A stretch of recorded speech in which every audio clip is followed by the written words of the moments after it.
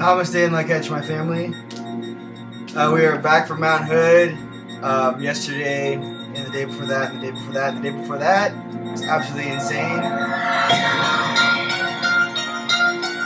I learned so many things on the radio.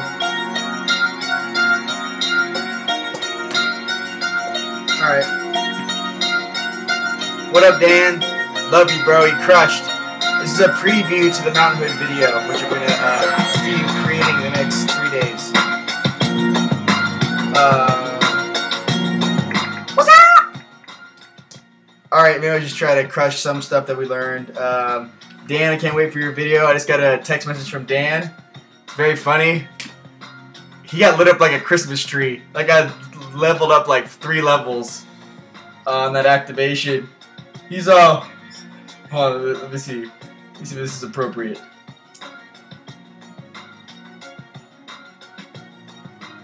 I gotta get out of here, out of this effing grid. This is, I can't go back. Yeah, I'm like, how you doing, bro? Good so far, bro. My higher self has been with me a while, driving and working, so there's less thinking involved on the task at hand. I can concentrate on my mental training while recognizing the programming that being pounded into my head from the grid and radio commercials, although I'm a little more impatient. I really get frustrated at times. Dan had quite an amazing experience, and it was awesome just being there, partaking in that. I remember when I was going through that, and I found it really beneficial, the fact that me, Jason, and Linka were holding our vibration as soon as we got there from Sedona, so he was activated very, very quickly. And as you guys know, that 3 light beings in 1 hotel room with the guy turning on, it's pretty cool. What else? I'm sure you guys are well aware of that too. When your frequency starts going up, you affect everyone around you. So when you guys get in groups, you can accelerate each other. And it's not just a 3D talking or communication of intel, you know, in the normal 3D way. It's actually energetic recall, energetic, multi-dimensional aspects firing 24/7, 365. Remember that your vessel is in 3Ds pretty much has to take naps to regenerate, but in the higher dimensions, no. Some of my higher selves never sleep. What else? Take cat naps. What else? Thundercats! Whoa! I'm a Thundercat dragon. What is that? I don't even know. I don't even know if they're allowed in this game. Someone check on that. Just kidding. What else? Funny. Feel amazing. Woke up the first day. Flew into Portland. Dan was there, team member. Oregon was his territory, his quadrant. Picked us up, went straight to the mountain, checked into the hotel, tried to acclimatize as fast as possible because I knew the next day we would be at 8,000 to 10,000 feet working. So got a good night's sleep, woke up, hit the mountain, woke up around 5:30, hit the mountain. Was operational by 8 a.m. possibly, you know. They open really early there because Mount Hood is the only snowboard park ski resort open year-round in the United States, in the continental United States. So Mount Hood, Oregon, awesome.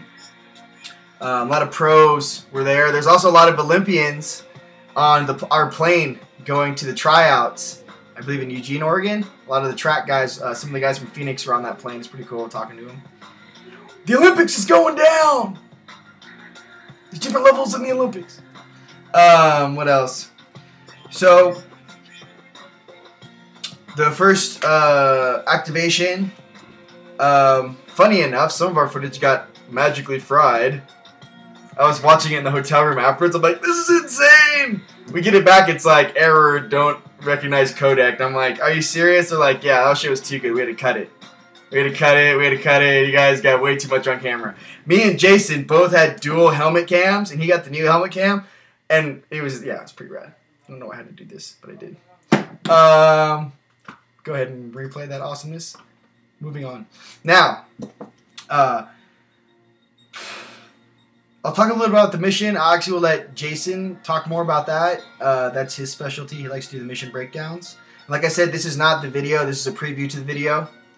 we'll just, I wanted to, I haven't made a video in quite a bit, and where have you been? Well, we were training very diligently, and I don't know if you guys have ever been to Oregon. It rains a lot, and when you're up in the mountains, it snows a lot. So I wasn't.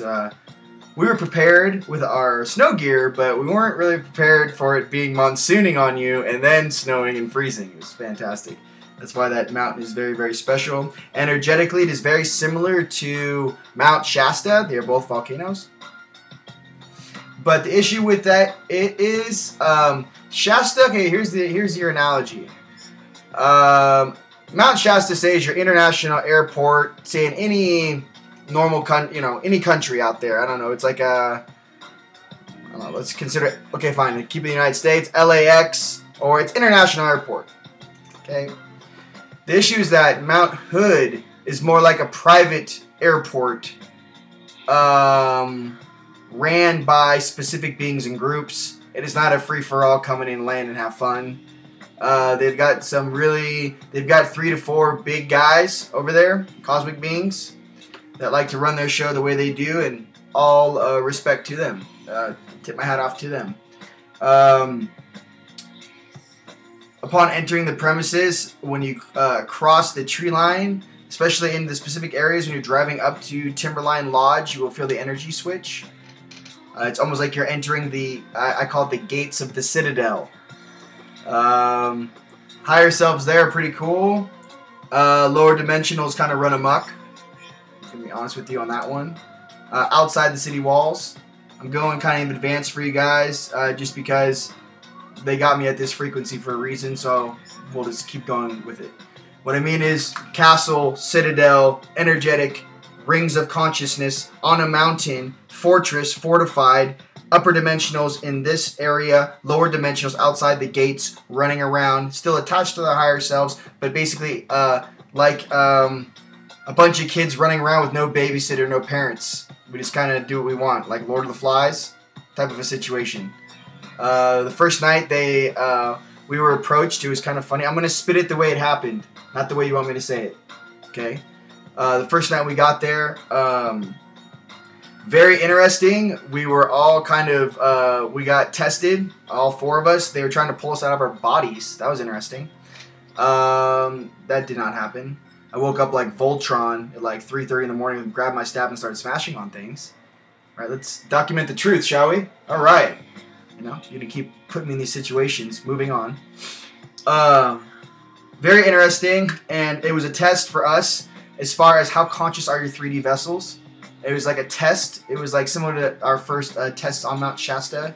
Could we actually be called upon to show up, do our job, trained and ready to go within a certain time parameter? So we could even work in the weather for when you're supposed to do the activation, so you're not in a snowstorm or a whiteout.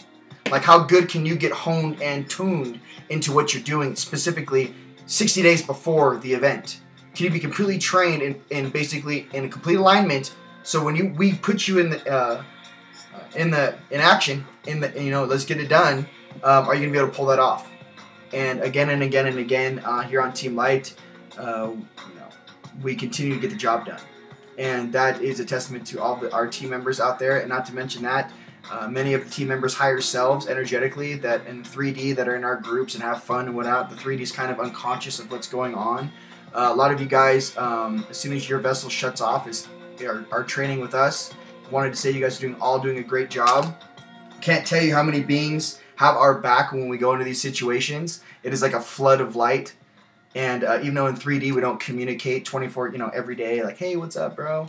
Just know on the other side, how I feel is that we're spending so much time in dream time. That's why sometimes when if you're a new person, you see one of our videos of any Team Light member, why we look so familiar. It's because here's consciousness, here's 3D. Here's the ship hauling butt in the ocean. Here's the anchor. Here's 3D, right? All right, here's 5D, ship, 3D, where you are, the anchor dragging on the bottom. Well, by the time consciously this ship gets to a certain location, by the time the 3D actually feels it, you're already consciously over here. You've already been working together for 2 to 3 months. Okay, you're just now aware of it. Time is not linear. The more and more I'm learning about these aspects in consciousness, the more I realize that the perception level to actually grab different moments within a timeline, merge them, weigh them, and then understand the choice that you've made in a 3D understanding, not in an autopilot understanding where your higher self makes that decision on a timeline for you. What does that mean? That means you have 3 choices in front of you in your life. Okay? It's one thing to go, oh, please make it happen, Captain. Okay, number 1. Number 2 is I have a goal, I'm working towards it. Number 3 is autopilot, I'm just really lucky. It just happens for me. So you have friends like that, things just fall in their lap, they're happy, you know, things happen, it could be good or bad. The issue is that to actually stand at the decision point in that moment and go, engage this, here's what's going to happen, or engage this, here's what's going to happen. And not just, you could say, to relate it, would be like a decision you make in 3D. Okay, should I get the car that looks cooler, or should I get the car that has better gas mileage? Should I get the van, or should I get the sports car? Okay, making an analogy for you. But the issue is that to be aware of that situation, say if it was the cars, and actually having the amount of information before you make the decision, as much as a mechanic that works on those cars or created that car. Okay, I work for Toyota, I work for Lamborghini, or whatever, the 2 car companies. I know every single facet about what I'm about to get into in this direction. Okay, and then you have the other choice, Ferrari. I like to go fast, however the gas mileage and blah blah blah is going to be expensive. Okay, 2 choices. But imagine having not just 1 or 2 or a feeling of the direction. Imagine having 15 separate directions of you to choose, and then choosing, and then choosing. And it's not a very slow process, but it's something that is felt, right? And how do you just feel that you're doing the right thing or going the right direction? Come from your heart. Right now, we're all being pulled, and there's so much going on. If you're sensitive right now and you're pulling all of this in, especially if you're young guys out there, it might, boys and girls, around the planet, but in certain age groups, you're getting hit really, really fast. Okay. One little tip I want to give you because I use this a lot of the time when it's really quick though. I especially do it when there's music on. When I'm doing energetic workouts. I call it mental texting. Maybe before you have eyes. Okay. Maybe before you have ears. Okay. Maybe even before you have your hands turned on. Okay. Yes, no, maybe. Okay, with your answers. Mental texting is you can close your eyes, open your mind, right? Close your eyes. Imagine a board or a screen goes in front of you. Okay? And simply write a word with your mind. What's up? Wait for the response. Hello.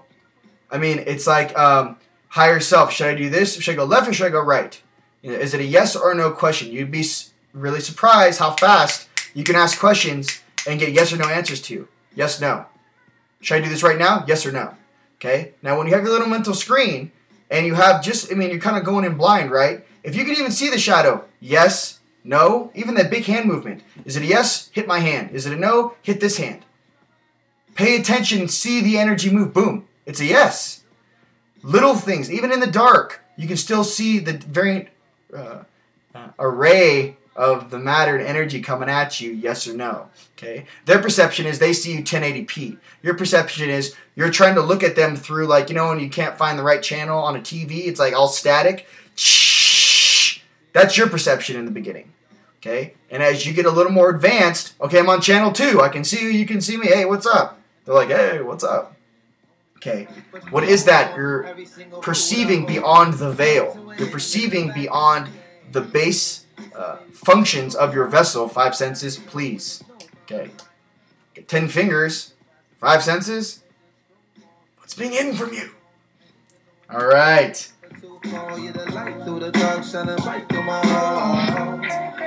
I just wanted to spit that. Mental texting. What else? To all you guys who are seeing the different colors and the bandwidths before you're actually getting dimensional sight, seeing your higher self standing in front of you. Remember when you're going through, I'm not gonna reference the 4th, but in the 5th dimension, when I first got my eyes, I had perfect vision, as good as you can see me now in 5D. What happened as different abilities and different jobs are you step into your power and remember what your occupation is as a light being. Leave it right there. You will be geared to specific job sets depending on what you feel comfortable with, what you would like to do, what you are capable of doing. Keep it really simple. What does that mean? Like I said, those of you guys are seeing purple or green or orange or flashes in the car when you're driving. You don't stay in control, especially driving when you're in a car, right? But what I'm trying to say is your third eye, use it like a camera lens. For example, okay, this energy can spin. So if you're closing your eyes trying to see out your third eye, it's not like a dead laser beam coming out. No, there's motion. Clockwise spin to go. Counterclockwise, bring something to you. So as this thing spins, now imagine it's a camera lens, okay?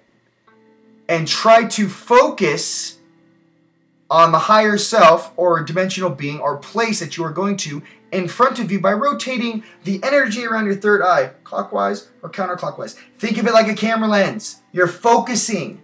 So if you're watching TV and you're on the static channel, you know, if you're on an old analog TV, you kind of, or I don't know if they even have this with digital stuff, but you turn it until the image comes in. Same thing with using the rotation of the energy that comes out of your third eye. And don't remember that when you get better eyes, you actually notice that each of your chakras, there is a carbon copy of you energetically. I don't know if it looks like me. My eyes aren't that good, but in each of my bandwidths, in each of my chakras, I see a little dude standing there like this. Yo. So when I go and I flex my heart, he's like, it's like, I can't, it's next level stuff, and it makes more sense. Use your heart. When you say project your heart, that green energy, I don't what I imagine is, like, I'm gonna be honest with you, okay, not like the Hulk, right, coming out like a green, but it's like a strong force. Okay, I'm trying to explain that to you, like, it's gnarly, pink, gnarly, blue, communicato, communication, okay? Purple, indigo, and like I said, your crown, there's nothing I want you guys to work on.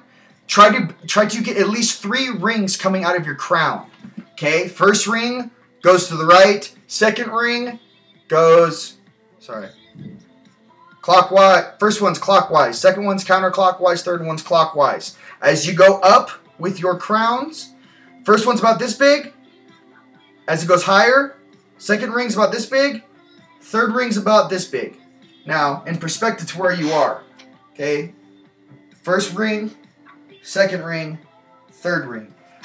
Try to start practicing spinning that energy in your crown, because it's like a circuit. It's like a fiber optic cord. It's like a high frequency or high power line. You want that, like, I mean, it's not like electricity. It's like ball lightning. Ball lightning, ball lightning, ball lightning, ball lightning. You know, it's when we were driving back from the activation and I was sitting in my bubble, you know, drop down 2 Merkabas spinning to the left, another 2 go over that, spin to the right. So I'm in this huge boom, boom, boom thing that spins around me. And yes, you can make a Merkaba as big as a car. I do it all the time when I'm driving through cities. Drop 2 Merkabas down on the outside of the car. How you do it is drop the top triangle down, bottom triangle comes up, they interlock, spin. Second one, triangle coming down, another triangle opposite way coming from the ground. As they come together, they interlock, boom. Practice little things like this. If you can master the Merkaba spin, if you can master how to push a field, you don't got to deal with all these little dudes jumping on you like, you know, something out of some, you know, B horror movie. You know, it's not even like a, you start looking at it, you're like, come on, give me a hose. This is ridiculous, honestly. Timberline Lodge is really cool. I'm just gonna keep jumping around. I got too much, like, Timberline Lodge is really cool. At night when we were sleeping, I don't know if you guys knew this or not, but in 1950, you know, they shot the Shining there with Jack Nicholson. That was rad. We were running around the hotel filming. They were pushing around the hotel cart. That's part of the footage that is missing, by the way. What else? Little things too. Here's little things. From the first time ever, I actually did this, and it was hilarious. And I want to not explain why it's funny or point fingers, but I want to explain it's because this is kind of how it is when some of you guys step into your power and go. I'm sitting in bed. I'm in the Timberline Lodge. I'm facing the wall, the hallway. I'm sleeping. And I'm like, literally, I'm woken up by two, like, demons in the hallway in, like, an argument. Okay? Like, full on, like, all, like, arguing with each other, right? And this is the first time, this is how gnarly it's getting, okay? I'm sitting there, and I'm like, yo, shut up! And they look at me, like, the facial expressions were like, and I'm like, yo, I'm trying to sleep, shut up. I don't care. Shut up. And it was something that, I don't know what it was, the waves that went out, but I felt like a parent, not to demons, okay, first of all, but I'm talking about when, during the different points of night, when you guys wake up and you're going to the bathroom or going to get something to drink, or notice how you are walking in your vessel. Does your gait change? My gait changes completely. My friends in my house, you know, they watch me and they go, oh, he's not back in his body yet. It's like robot, like, orange juice, you know, but it takes me about 10, 15 minutes to wake up. And then I'm, hi, what are we doing today? Right? But back to the funny thing in the Timberline Lodge. The issue is to understand that some of you guys, once you get beyond the fear, you actually start understanding that you have a role and responsibility, and who you truly are is not just to wake up, I'm here to wake up and ascend. You wake up into this role and you're like, yo. And some of my higher selves do act, I mean, especially apparent to me, but I act like, I mean, I'm like the 3D model. I actually get it. I'm like the kid. I'm like the baby who doesn't understand anything. You know what I'm saying? And in that way you smash your ego, but it's also understand too that pay attention and how others in the astral address you. Pay attention to how you carry yourself. Okay? Why? Because the more you begin to bridge this gap from I don't know who I am, I'm starting to figure it out, I'm starting to remember my dreams, I'm bringing back a couple, you know, movie clips in my dreams when I wake up, okay, I'm having some sort of communication. As you work towards I know who I am, you might get a situation where you wake up and go, so what seems to be the problem? I'm now activated, I'm awake now. What would you like me to do, higher self? There are beings that are going to wake up like that. They're going to wake up and just go 3D off, on.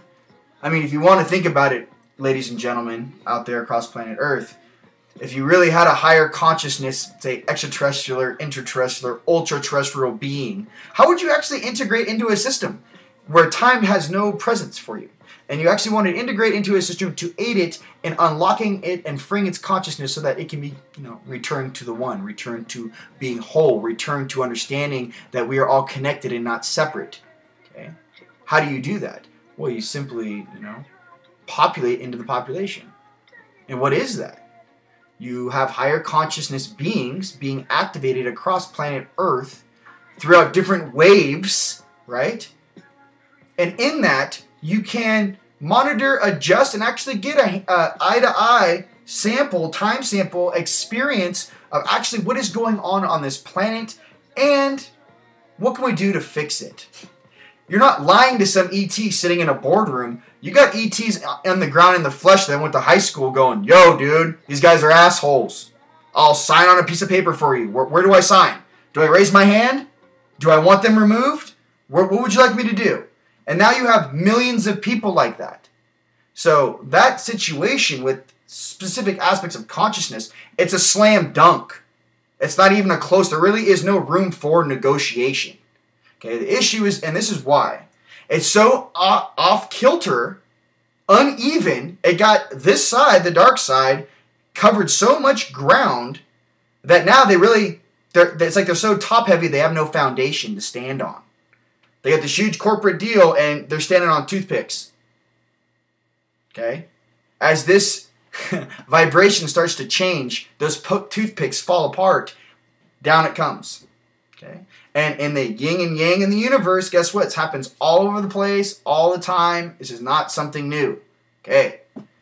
It's been done before. What else? 24 minutes? Is that enough? Toothpicks? Consciousness? 3D? What? Just kidding. Dan, you gotta make a video. Dan's like, I don't even know where to go. But you just wait for the next vid. Hey, Jason, did you want to give a little quick breakdown? I was just making a little deal for the fam. Tiandaro Koish. Give me a second. Come on, bro.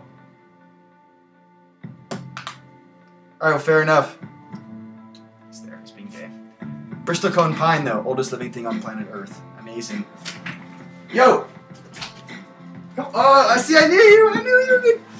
Why don't you talk a little bit about, give him a little flavor, just, you might be able to add this to a little preview like I do for New York until it's ready. What'd you give him already?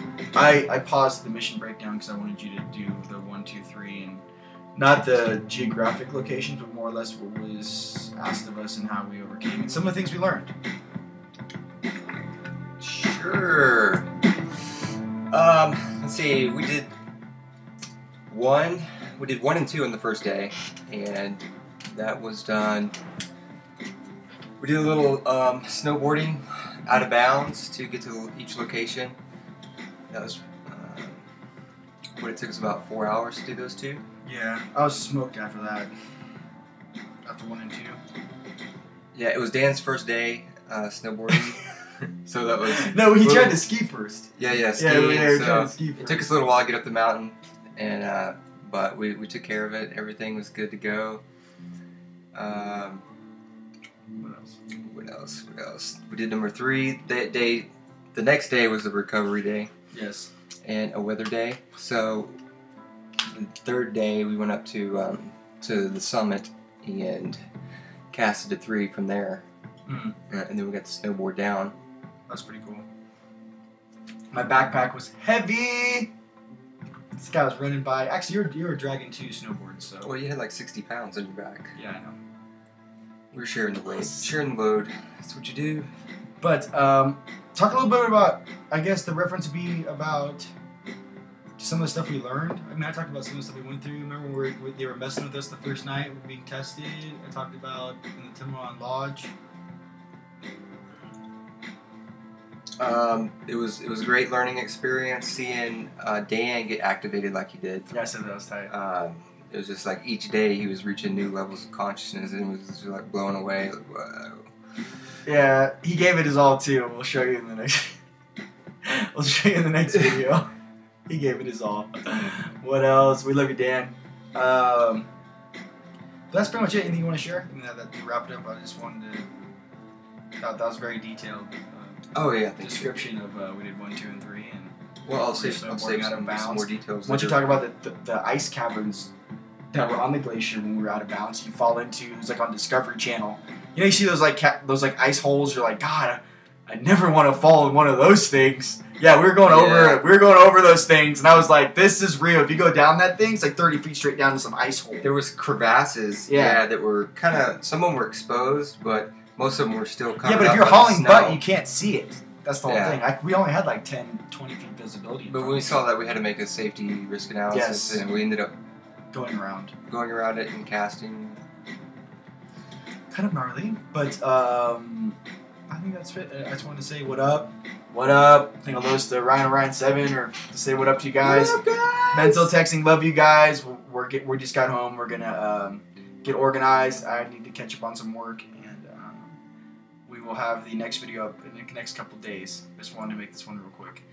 All right, peace. Namaste and la catch. Namaste and la catch. Train very hard. Peace.